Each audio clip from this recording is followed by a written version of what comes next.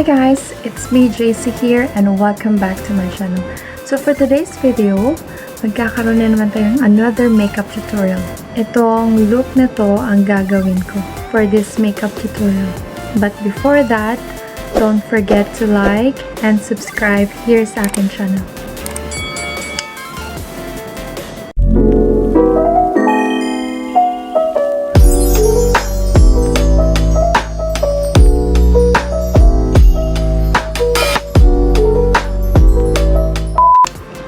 Hi everyone! So, meron na akong foundation na nilagay and okay na rin ang aking eyebrows. So, naset ko na siya pero hindi pa ako nakakapag-contour ng aking face. So, first, dito muna tayo sa ating eye makeup. So, I'll use my NYX concealer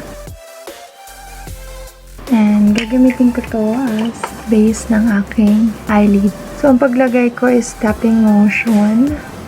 So, yan. I'll take this eyeshadow shade na ito. And I'll take my blending brush number 6. Yan.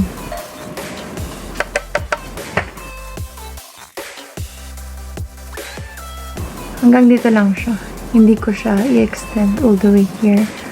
Hanggang dito lang. Yan. Clean ko lang yung brush ko. Same na palette. I'll take orange shade. Ganito siyang color. So, I'll take this shade. So, ilagay ko lang siya sa aking crease. So, hindi ko siya extend here. Like, here lang siya. Hanggang dito lang. And, extend ko siya. Like, blend ko siya all the way dito. So, dagdag lang tayo ng product. Ayan siya. And dito sa lower area. Here, I'll take my MAC blending brush. Kukuha lang ako nitong shade na to. Ipag-blend ko lang siyang 2 shade na to. Ayan. Lagay lang natin siya dyan. Ayan. And I'll take my flat brush number 8 ng ARA. Ganito siya. Yes. And same palette. I'll take this brown shade. And ilalagay ko lang siya sa akin eyelid. So, dito ko lang siya ilalagay. Same palette.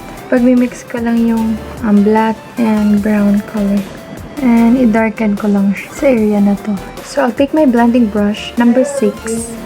And kukuha lang ako ng small amount ng orange shade na to. And i-blend ko siya para mag-mix yung dark brown and orange. Para maging gradient effect lang yung itsura niya. Ayan. Kukuha lang ako ng NYX concealer and flat brush. And maglalagay ako ng concealer dito. Small amount lang.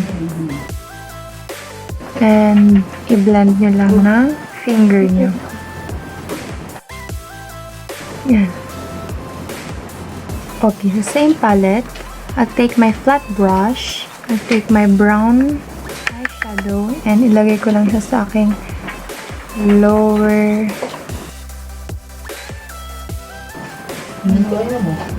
And kunin ko lang yung blending brush. Take ko yung same shade na ginamit ko sa aking eyes and ilagay ko sa akin.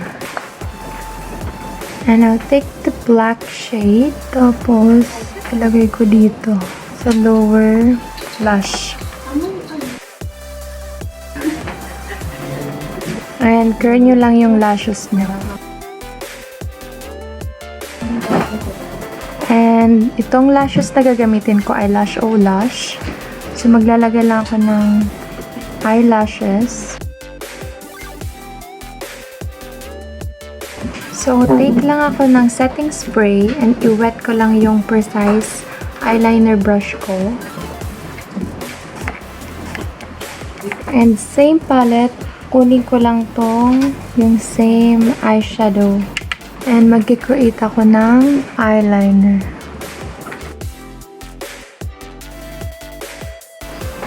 So, i-repeat nyo lang yung process. Maglagay lang kayo ng eyeshadow dun sa precise na eyeliner. Since wala akong eyeliner na orange, ganito ginawa ko.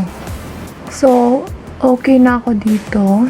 And I'll take my eyeliner. Stand ko lang siya ng onte dito sa may dulo. Parang connected lang dun sa eyelashes niya. Sa same na precise eyeliner brush ko, I'll take my NYX concealer and maglalagay ako sa top nung itong orange liner na to. And extend ko lang siya kung nasaan yung black liner. So, repeat nyo lang yung process hanggang sa masatisfy kayo sa result. So, okay na ako dito. I'll take the same palette and tatapalan natin siya ng ginamit nating eyeshadow. So, pag mimix ko lang tong 2 shade na to,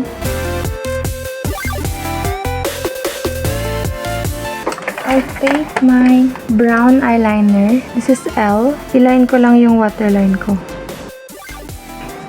Then, take ko yung Essence eyeliner and lalagyan ko sa my upper line. Then, take ko tong Build Up Mascara ng Isadora. And mascara lang tayo. Sa upper and lower lash. I'll take my small brush, number 7. Ito siya, ng ARA. I'll take my Iconic Liquid Highlighter. Maglalagay ako sa aking brow bone. I-highlight lang natin siya. And dito din. So, highlight natin siya sa inner corner. Next, dito na tayo sa ating remaining face. Mag-contour lang tayo. I'll take my Maybelline Fit Me in the shade of Coconut Mocha 355. Contour lang tayo sa ating nose as well. And I'll take my HD foundation brush ng Jaye C and blend lang natin siya. Now, I'll take my loose powder and iset ko lang siya yung face ko.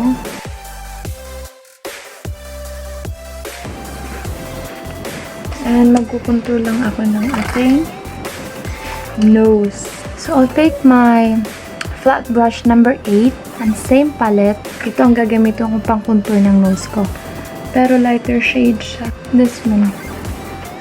Contour lang natin yung nose.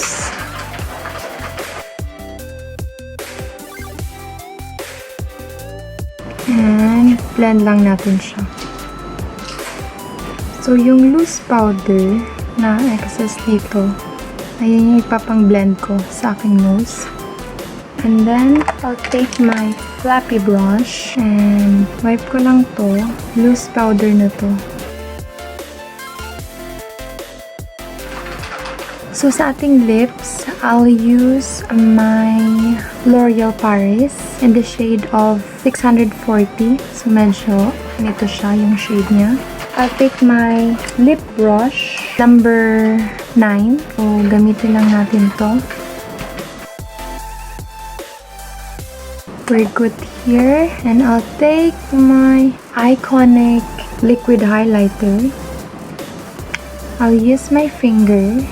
My ring finger, and itap ko lang siya, tapping motion here sa aking back ng hand ko, and maglalagay ako dito sa aking tip ng nose and sa bridge ng nose ko, and ganun din sa aking cheek, sa aking cupid's bow, and sa aking chin, to my lips.